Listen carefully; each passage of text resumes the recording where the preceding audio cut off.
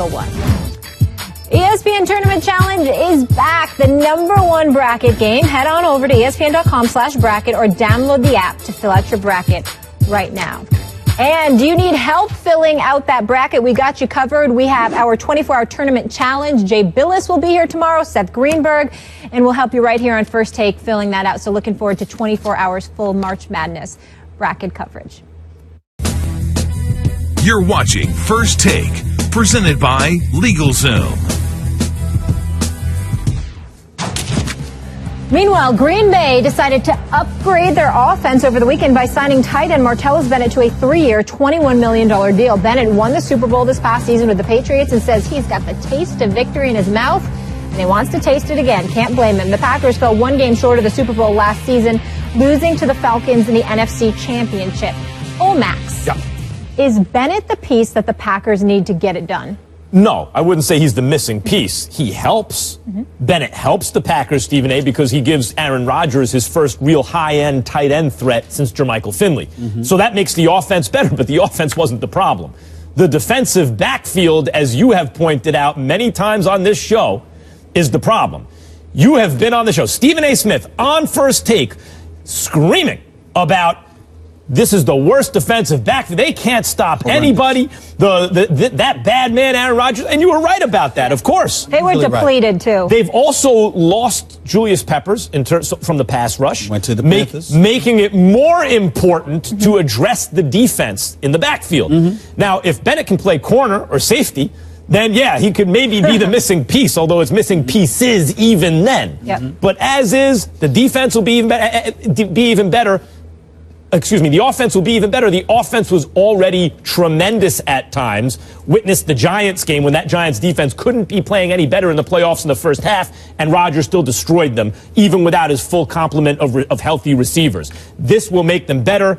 Bennett is not the missing piece for the Packers. Well, he's not the missing piece, but he could end up being that way because this man upgraded. I mean, you go from Tom Brady to Aaron Rodgers. Lord have mercy. I mean, good point. I mean, just when you thought there was nowhere to go. Oh, stop it. You just talked about they're going to win another Super Bowl, Stephen A. Excuse me. Actually, the words out of my mouth was not win. What was it? I said go to. Oh, go to. OKC. I missed that. So Mollywood wasn't listening. Mollywood wasn't listening. I said it tells me they're going to another Super Bowl. Got it. Pay attention. Got it. I didn't know the Packers were beating them. Aaron Rodgers is a bad man.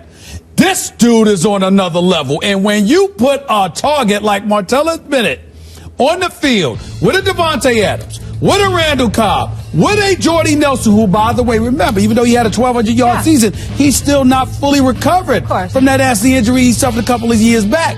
So you take all of those things into consideration. I have said this repeatedly. Please don't get me wrong. They got to do something with the secondary. Understand, secondary is going to improve. You know why? Because it can't get no damn worse. I mean, did you see how bad the Packers were last year? I mean, it was so bad. It was so bad.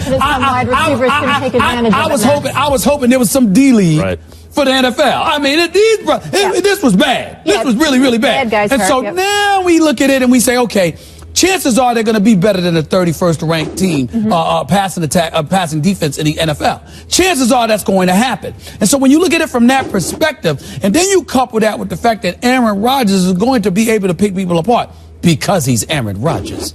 I'm sorry. You can't underestimate anything. Is it enough? By the way, is it enough? Everyone always talks. I need to know. Hold on. Is it enough? I believe that it's enough to get them back to the NFC Championship game. We shall see if they can add a piece. You need a defense to say that. Everyone talks about Martellus. You're in the NFC Championship game with this. No. I'm saying they were there. They were there with this team. With this team. They went to the NFC Championship game. There. No, I'm saying they went to the NFC Championship with this. So they'll beat the Cowboys. Say what? They'll beat the Cowboys. Oh, please, of course, that's a given. That's a given. Everyone talks. Let me tell you that defense. The Cowboys are not going to the Super Bowl. That I promise you. I promise you. I got something for Molly. Everyone talks about Martellus Bennett, the Bennett brothers' intelligence. I love the Bennett brothers. There is something to be said for this. He plays with Tony Romo, wants to upgrade at quarterback, goes to play with Eli Manning, wants to upgrade at quarterback again. He's a pass-catching tight end. Goes to Tom Brady, wants to upgrade again, goes to Aaron Rodgers. He is a smart guy. Listen, this is not a slight at Martellus Bennett or Aaron Rodgers. It's just the defense, unless they get more pieces. Come on, you can't tell me. Right, he needs, if Martellus Bennett can play corner, they're okay. Yeah, then they're good. All right, let's keep it moving. The most controversial player in this year's NFL draft is easily former Oklahoma running back Joe Mixon, but his past transgressions aren't preventing him from garnering attention by teams. So as first reported by the Cincinnati Enquirer and confirmed by ESPN, the Bengals hosted Mixon this weekend. He was not invited to the scouting showcase because in July of 2014, he broke multiple bones in a woman's face after he punched her in a bar. Stephen A., let's not beat around the bush. The Bengals have cost themselves playoff games with penalties and not being able to keep themselves in check. Should they even be considering bringing Mixon aboard? Absolutely not. They're a dysfunctional environment, and I blame Marvin Lewis for that.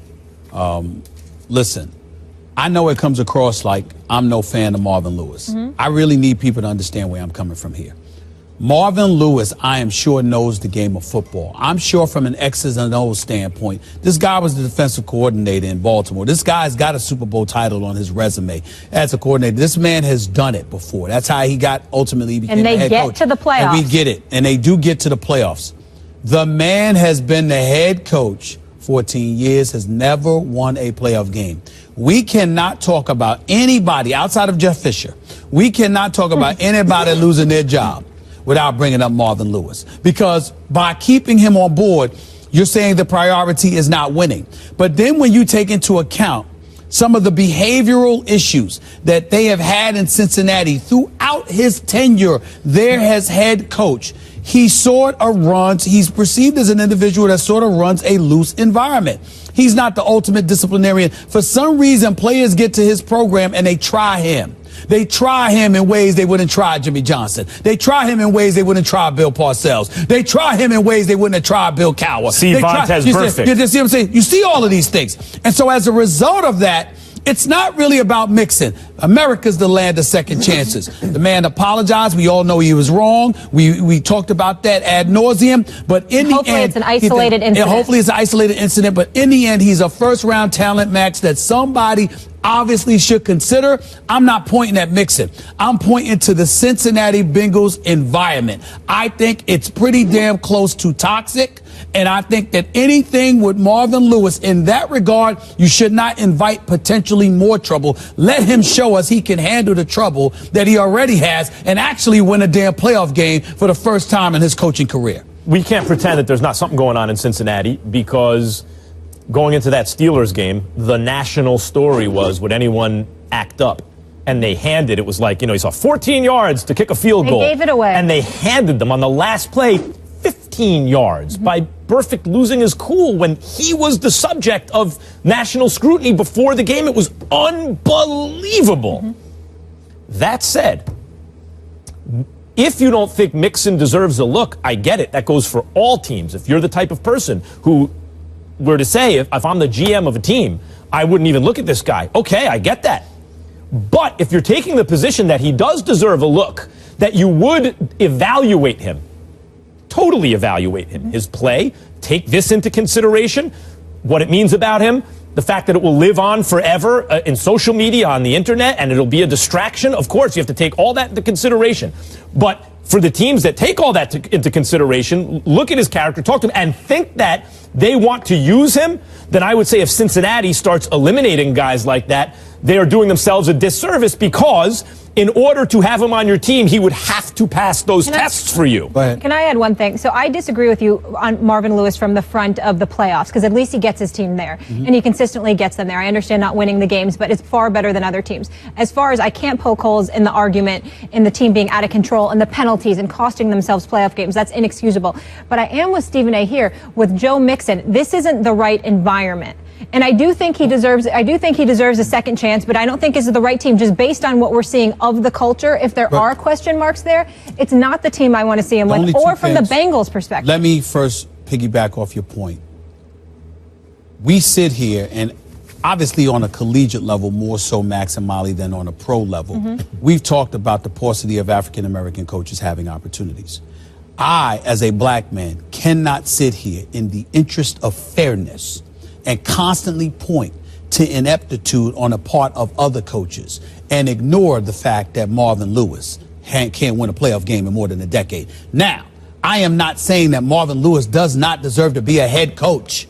I am saying he shouldn't be the head coach in Cincinnati. It's not You've working. been there long enough. You can't get it done. You need to go somewhere else. To Mixon. Now we sit here and we talk about the dysfunctional environment, Max. All I'm saying to you is this. Any walk of life, when you hire somebody, it's not just on their own individual talent.